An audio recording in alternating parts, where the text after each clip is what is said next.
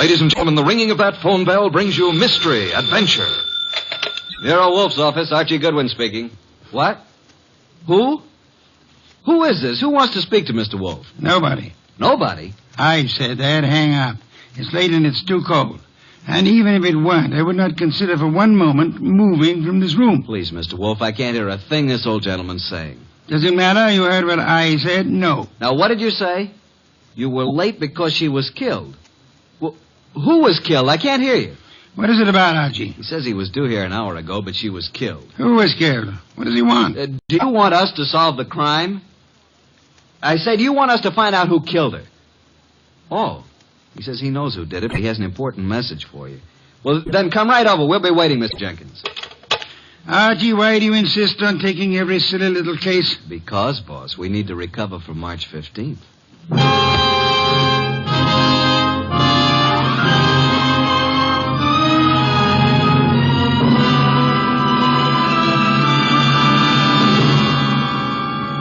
Ladies and gentlemen, it's that renowned genius who is the bulkiest, balkiest, most ponderous, and most brilliant detective in the world. Yes, none other than that chairborne mass of unpredictable intellect, Nero Wolfe, created by Rex Stout and brought to you in a new series of adventures over this NBC network in the person of Mr. Sidney Greenstreet.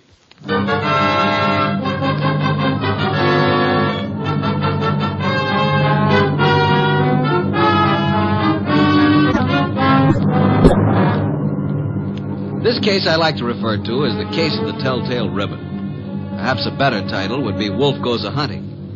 For in a way, this was one of those unusual instances in which my boss, of his own free will and without any coercion, actually decided to leave the house and go to the scene of the crime. It started when the strange old gentleman who phoned us finally arrived. Well, there's our client, Mr. Wolfe. Evening. It's me. Who's me? Oh, I just phoned you. I'm Jenkins. I got a dispatch for Nero Wolfe. Oh, you're Jenkins. Well, come in. Mr. Wolfe, this is Mr. Jenkins. Says he has a dispatch for you. Yep. Yeah. Are you Wolfe? I am. Where is the dispatch from? Don't know. You don't know? How come? Oh, I know, but I'm supposed to say I don't. See? That's my job. What is? Just to say I don't know. What about the murder? Yeah, who was killed? Oh, my goodness. It was a terrible thing. We were just crossing the turnpike, and this fella come at us out of nowhere. The killer? Yeah. Must have been drunk, I guess. Well, how did it happen? Did he shoot her, stab her? Oh, no. He ran into her with his car. And she was only 9 years old. Your granddaughter? No, it was Bessie. But the police got him. I have to appear, I guess. Probably get 90 days, he will. For murder? Murder? Was somebody murdered? I must have missed something. Look, we're talking about Bessie, and what do you want us to do about it? Nothing. Bessie's my old horse. Oh, no. But say, who was it that was murdered? Nobody yet. Good night, Mr. Jenkins. I thought you said it was important. It might be. At least that's the way I was told. What might be? This here letter I was bringing to you. This is dispatch. Well, gotta get along now. Goodbye. Well, get him. What a pixie. What is in the envelope? Mr. Wolfe, look. $500 bills. And the note says, Mr. Wolfe, your services are desperately needed. Come up this weekend as my guest. Signed E. Malott. Edward Malott, the wealthy manufacturer. Well, looks as though you're going out this weekend. Well, Archie, pay my respects to Mr. Malott, and I hope you enjoy the weekend. Good night.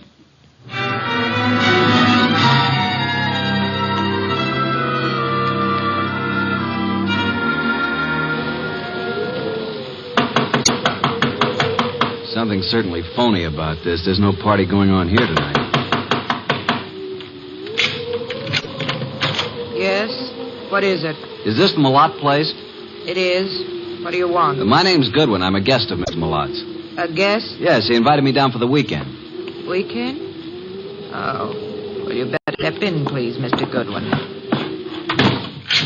Quite a bolt you've got on that door. Yes, isn't it? Just sit down there, please. I'll get Mr. Malott. He's in the library. Oh, here he is. It is Mr. Goodwin, sir. Says he's come down for the weekend. Mr. Goodwin, good evening.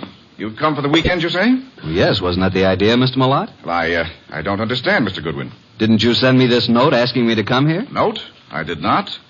Oh, well, this is my personal note stationery, but I don't recall sending this. I didn't even type it. And I'm in the habit of signing my name with a pen, not with a typewriter.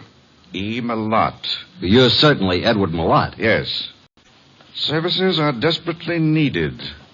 What does this mean? What services? Who are you, Mr. Goodwin? Are you serious? I'm a private investigator. I'm Nero Wolfe's assistant. Oh, indeed. Nero Wolfe, eh? I know of him, yes, indeed. And you really don't know anything about this note? I do not. Are you having a weekend party here? I most certainly am not. Then who sent this? And there were 5 $100 bills as a retainer. I haven't the slightest idea. Oh, Dorothy. Yes? Will you step in here, please? Miss Davis is my private secretary.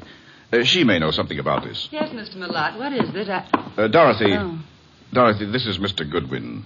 How do you do, Mr. Goodwin? Well, how do you do, Miss Davis?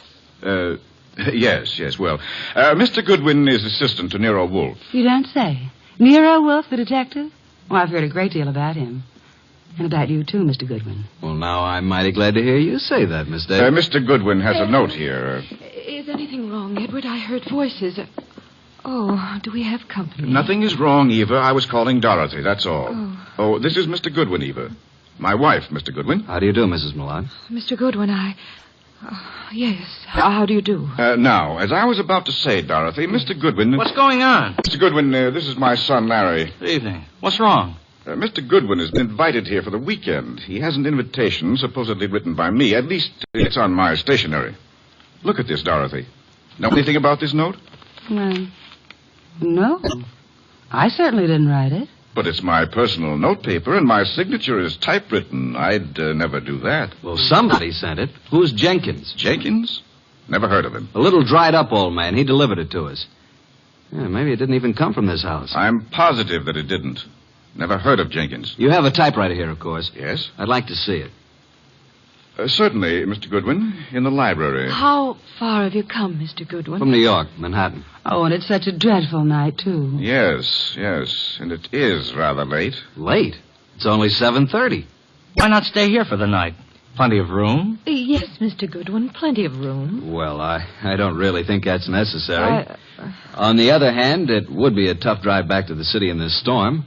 I'll accept your hospitality, Mr. Malott. Very good. Oh, Jeffries, show Mr. Goodwin to the East Wing. And take care of his car. Yes, sir. Good night, Mr. Goodwin. You mean you're all going to retire now? I haven't even had my dinner. We retire very early here. But Jeffries will prepare anything you want. Good night.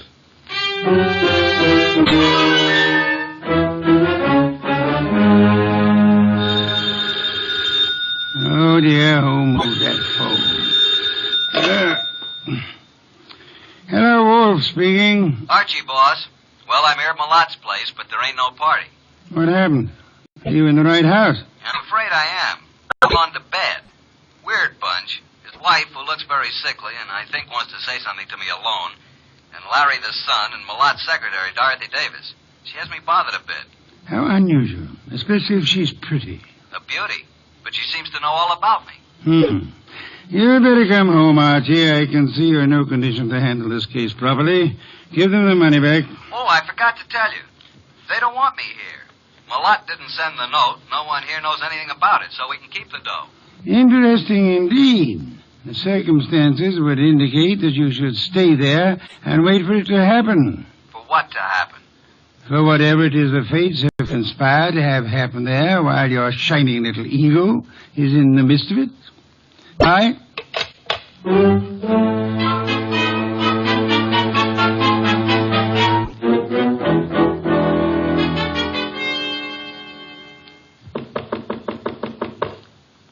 Who is it? It's Archie Goodwin, Mrs. Malott.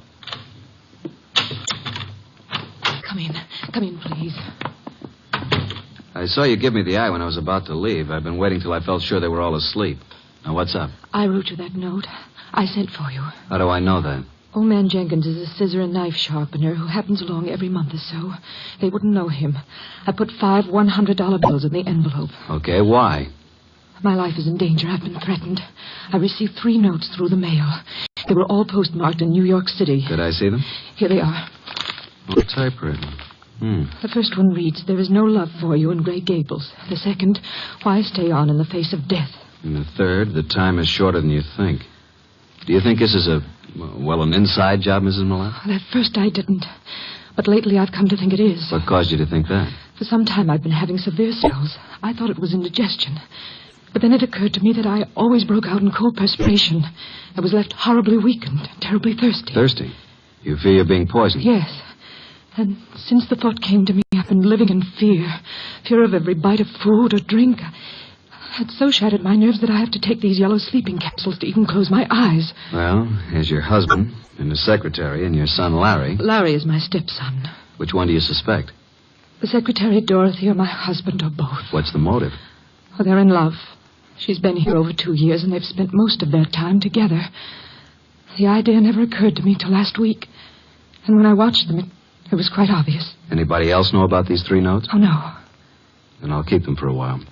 Good night, Mrs. Malott. And don't worry.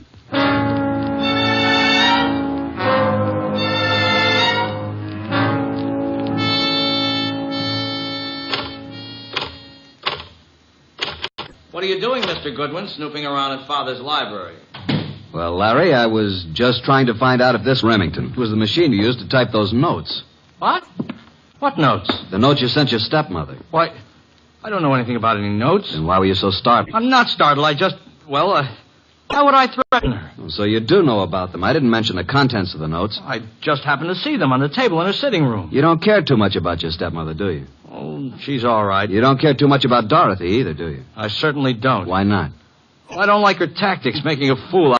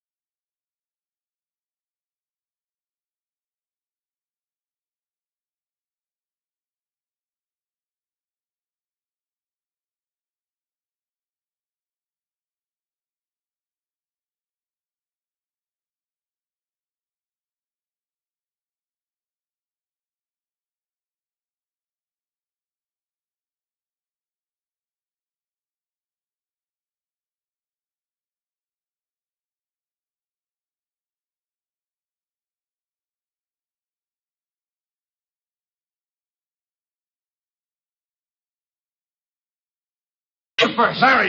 You must mean me. No, Mr. Lott? Now, wait a minute. It had to be somebody. Yes. This is going to be painful for you, Mr. Malott. Well, you mean that Mrs. Malott did commit suicide? It was more than suicide. It was suicide with an attempt to have both you and Dorothy convicted of murder. She planted things? She did? I can't believe it. Show him the pocketbook, mystery. Here's the proof. Some of the threat notes were lifted bodily from this novel. But look on the back cover. Isn't that Mrs. Malott's handwriting? Yes, and this is the other note. The one to you, Mr. Wolfe. Composed in pencil before she typed it out on her machine. Then, Wolf, the note you received was the same typing as the threat notes.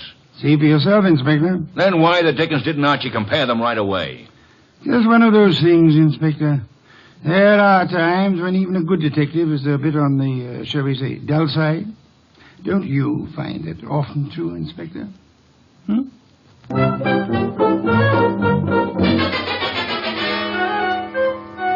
Nice of you to go all the way out there, boss. I was a bit stuck. Quite all right, Archie. Yeah, there's something that still bothers me. So? How can such a sweet, motherly type as Mrs. Malott cook up such gruesome ideas? She was a very sick woman, mentally as well as physically. She probably felt she was going to die. And her warped mind seized on the opportunity to make sure that this Dorothy didn't get her man after she was dead. And speaking of Dorothy, she's a mighty pretty... Yeah. Some beer, please, Archie. If you were so certain that Dorothy wasn't guilty, what was the idea of spending so much time questioning her? Huh? Why, I... Never mind. The raised eyebrow department.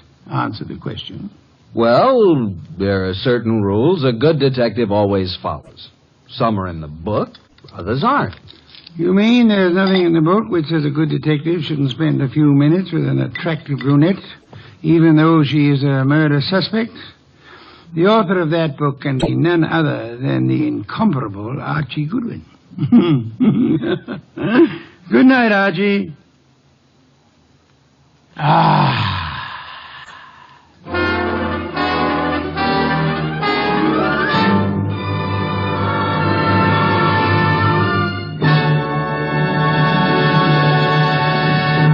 You have been listening to The New Adventures of Nero Wolfe, starring Sidney Greenstreet.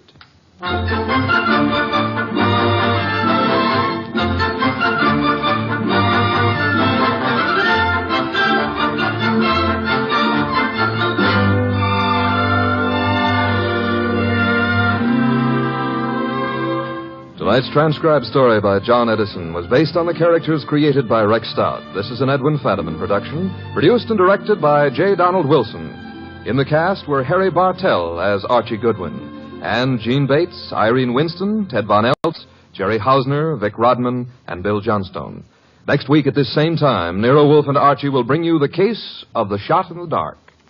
Don Stanley speaking. 3 chimes mean good times on NBC. There's music in the air tomorrow evening, music and fun, brought to you by Dennis Day, Judy Canova, and Grand Ole Opry.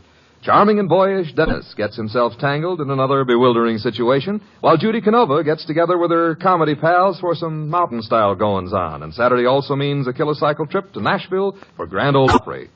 Friday's fun includes Sam Spade and, of course, the magnificent Montague on NBC.